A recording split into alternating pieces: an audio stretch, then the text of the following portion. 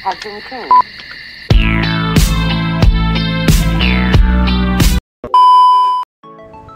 Jelaskan secara fungsional fungsi dari neuron.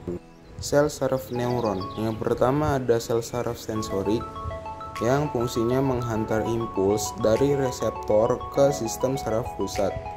Yang kedua itu ada neuron sensorik atau sel saraf motorik yang fungsinya mengirim impuls dari sistem saraf pusat ke otot atau kelenjar yang hasilnya berupa tanggapan tubuh. Yang ketiga neuron motorik yang fungsinya menghubungkan sel saraf motor dengan sel saraf sensor yang disebut juga sel saraf asosiasi.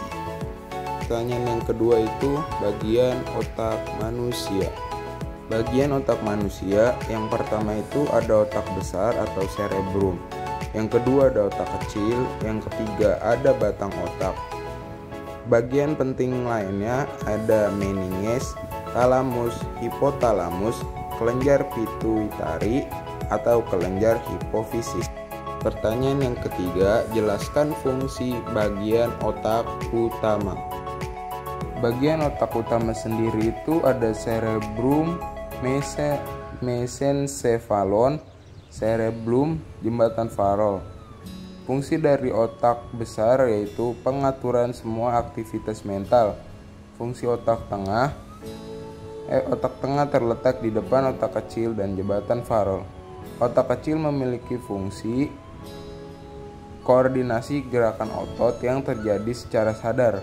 Jembatan Farol yang menghubungkan otak kecil bagian kiri dan kanan juga menghubungkan otak besar dan sumsum tulang belakang.